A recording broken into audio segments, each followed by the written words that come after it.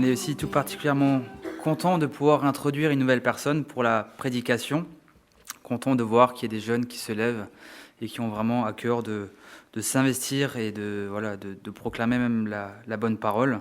Donc c'est Rachel Youn qui va nous apporter le message, qui a suivi l'an dernier une formation à la prédication. Donc voilà, on est réjouis de pouvoir te laisser la place.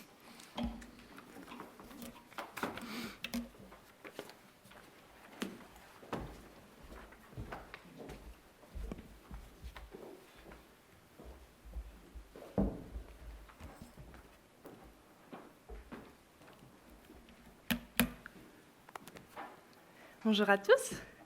Alors oui, comme Sébastien l'a dit, l'année dernière, l'année scolaire dernière, il y a eu une formation ici à l'église. Ça s'appelait du texte à l'application. Et en fait, ça nous a appris à partir d'un texte de la Bible et à l'étudier pour ensuite pouvoir transmettre quelque chose. Et du coup, pendant cette formation, j'ai pu travailler sur un texte et j'aimerais vous partager ce que j'en ai ressorti ce matin. Alors d'abord, j'aimerais vous poser une question. Avez-vous déjà gravi une grande montagne ? Une montagne si grande que tout du long, impossible d'en voir le bout. Oui, c'est déjà arrivé. Ah, cool. Moi, ça m'est aussi déjà arrivé. C'était pendant un camp itinérant dans les Pyrénées. On gravissait une montagne qui était super grande. On était dans une forêt de pins, sous une pluie battante. Il y avait de l'orage, c'était terrible. Et je me souviens encore de la sensation que c'était, tellement c'était fort. J'avais vraiment l'impression qu'en fait, il n'y avait pas de sommet, qu'on n'aurait jamais terminé, parce que c'était terrible et super long. Il y a de nombreuses choses dans la vie qui prennent du temps, comme gravir une montagne. Des choses qui se font petit à petit, tout doucement, qui mettent du temps.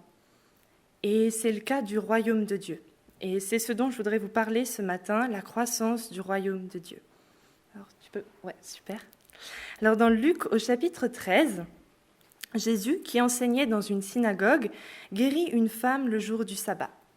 Le chef de la synagogue s'indigne, critique Jésus parce qu'il a fait une guérison un jour de repos. Alors Jésus montre à la foule à quel point ils sont hypocrites. Ses paroles remplissent de honte tous ses adversaires, mais la foule est juste réjouie de voir tout ce que Jésus fait.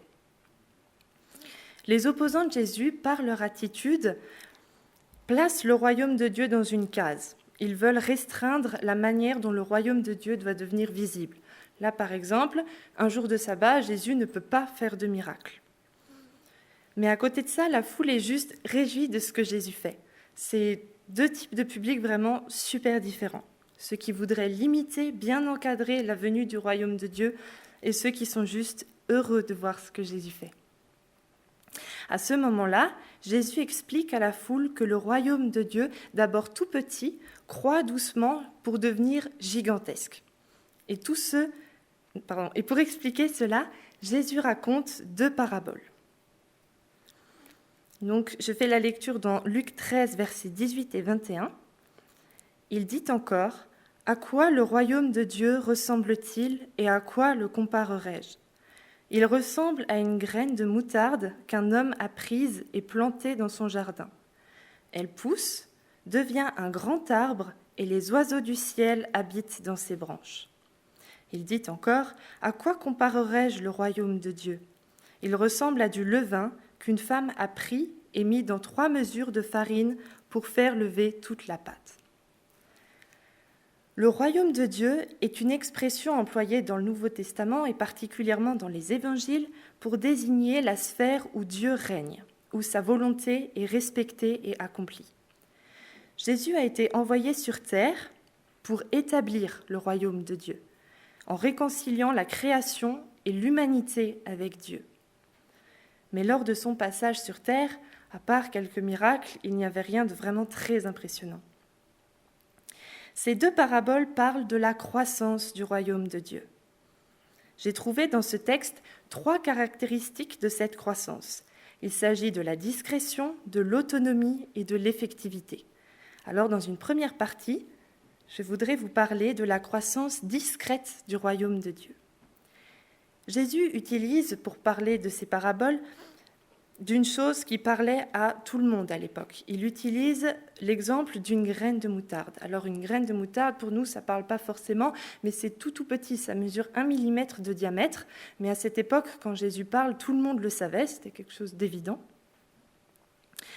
Et donc, quand l'homme plante la graine de moutarde dans son jardin, elle germe, elle se développe, elle pousse, mais on ne le voit pas tout de suite. Sa croissance est très discrète au départ. Jésus, par cette comparaison, explique qu'il en est de même pour le royaume de Dieu. À cette époque-là, la plupart des Juifs qui écoutaient Jésus s'attendaient à ce que le Messie apparaisse comme un grand roi, un chef qui les libérerait de la domination romaine. Jésus les détrompe en leur révélant que son royaume s'établit tout doucement. Au moment où Jésus leur explique cela, le royaume de Dieu est tout petit. Il est dans cette synagogue où Jésus enseigne. En fait, c'est Jésus la graine, c'est lui qui est venu apporter le royaume de Dieu.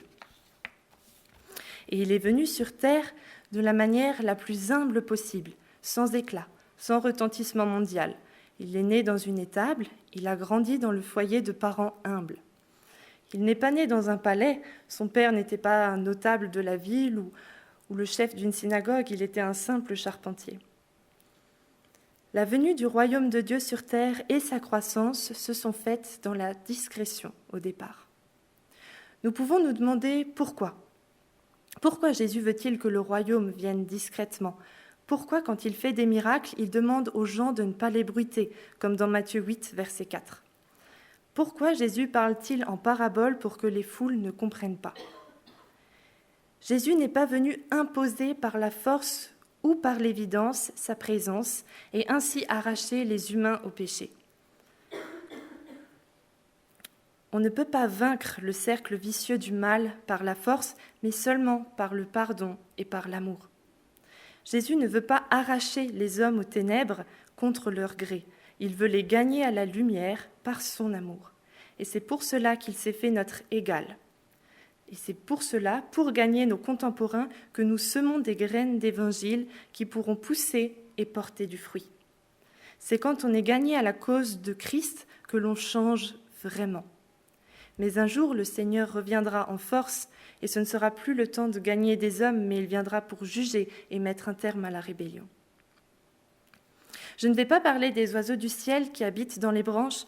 Je ne sais pas si Jésus, quand il a raconté cette parabole, comparait également les oiseaux à quelque chose. Certains commentateurs de la Bible ont réfléchi à ce que pouvaient être ces oiseaux. Mais moi, je voudrais ce matin me concentrer sur la graine et sa croissance. Aujourd'hui encore, dans certains pays comme la Corée du Nord, le royaume de Dieu est discret. Les églises sont clandestines, secrètes. En effet, si un chrétien est démasqué, lui et toute sa famille sont envoyés dans un camp de travaux forcés. Le royaume de Dieu y est donc discret, mais présent. Portes ouvertes estime le nombre de chrétiens en Corée du Nord à 400 000. Je ne sais pas si vous avez déjà été découragé parce que la croissance du royaume de Dieu est justement trop discrète et que vous ne voyez rien autour de vous. Nous voudrions voir le royaume de Dieu croître plus vite, pleinement s'installer au point que plus personne ne pourrait nier son existence. Pour nous encourager, nous pouvons déjà regarder ce que Jésus a déjà fait.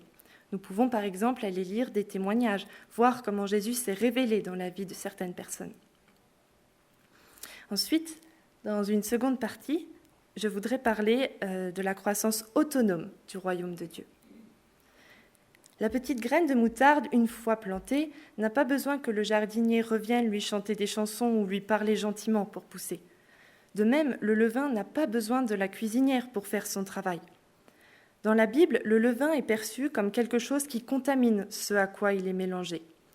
Une fois que le levain est dans la pâte, c'est trop tard. Le levain va faire lever la pâte et la cuisinière ne pourra plus l'arrêter. Dans la Bible, le levain est souvent apporté comme quelque chose de négatif. Par exemple, dans Matthieu, chapitre 16, au verset 6, le levain des pharisiens signifie leur légalisme contagieux. Mais dans ce passage de Luc 13, qu'on a lu tout à l'heure, le levain est quelque chose de positif. Il contamine positivement. Jésus, par cette comparaison, explique qu'il en est de même pour le royaume de Dieu. Il n'a besoin de personne pour se développer. Dieu est tout-puissant, il est sans limite, il peut tout sans l'aide de personne. Dieu nous fait le grand honneur d'être des témoins de lui, de son œuvre pour ceux qui nous entourent. Il nous fait aussi le grand honneur d'être ses collaborateurs dans l'avancement de son royaume, par exemple en partageant notre foi avec un ami ou lors d'une campagne d'évangélisation. Mais c'est lui, par son esprit, qui gère. Il n'a pas besoin de nous. J'aime beaucoup le verset « C'est moi qui suis l'Éternel, le Dieu de toute créature. Y a-t-il quoi que ce soit de trop difficile pour moi ?» Jérémie 32, verset 27. J'aime ce verset parce qu'il me rappelle que Dieu n'a besoin de personne et que rien n'est impossible à lui. Je trouve cela rassurant et réconfortant. Il m'est déjà arrivé tellement de fois d'être super déçue parce que j'aurais pu parler de Dieu à quelqu'un, mais je ne l'ai pas fait, je n'ai pas ouvert ma bouche. Et dans ces moments-là, ce verset me rassure, je me dis que ce n'est pas parce que je n'ai pas ouvert ma bouche que tout est perdu, parce que Dieu n'a pas besoin de moi pour faire avancer son royaume. Ici, je ne vais pas parler des 3 mesures de farine. Encore une fois, je ne sais pas si Jésus les comparait à quelque chose de particulier, mais voilà, je ne vais pas me concentrer là-dessus. Dieu n'a pas besoin de nous pour faire avancer son royaume parce qu'il est tout-puissant. Et parce qu'il est tout-puissant, nous pouvons lui faire confiance. Il agit, il gère. Dans une 3e partie, je voudrais maintenant parler de la croissance effective du royaume de Dieu. Dans les 2 paraboles que Jésus raconte, il n'utilise pas de « peut-être ». Il ne dit pas « la graine poussera peut-être en un grand arbre ». Non, il l'affirme « la graine pousse et devient un grand arbre ». De même, Jésus affirme que le levain fait lever toute la pâte. Il ne dit pas « le levain fera peut-être lever la pâte » ou juste une partie de la pâte. Non, il affirme que le levain fera lever toute la pâte. Jésus, par cette comparaison, explique qu'il en est de même pour le royaume de Dieu. Le royaume de Dieu a déjà beaucoup grandi depuis le passage de Jésus sur terre et il continue de grandir, c'est une certitude. Si on fait confiance à Jésus, on peut croire qu'il l'installe effectivement. Dans l'histoire, particulièrement après le passage de Jésus sur terre par le livre des Actes, on peut voir comme le royaume de Dieu s'est étendu. Nous allons regarder une vidéo qui nous le montre.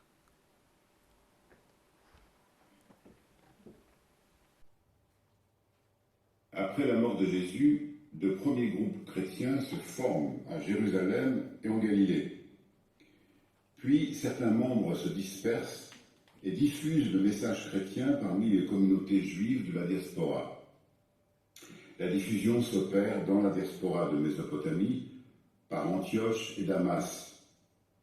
Une communauté se forme probablement à Babylone. Il est possible que se constituent aussi des communautés en Arménie et en Géorgie.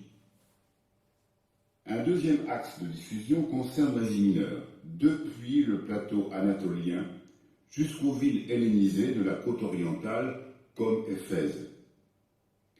Des communautés s'organisent également en Macédoine et dans la péninsule grecque.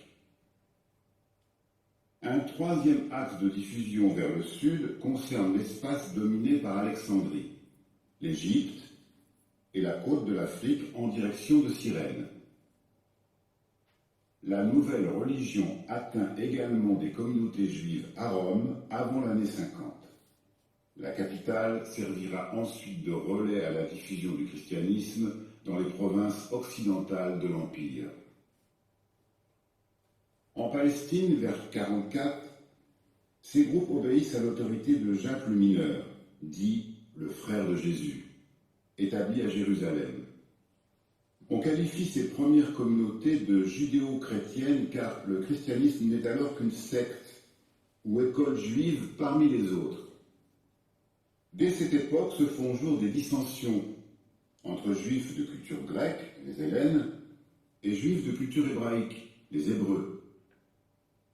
En 48 ou 49, à Jérusalem, prend place entre l'Hellène Paul et l'Hébreu Jacques le Mineur un débat sur la place à accorder aux non-juifs.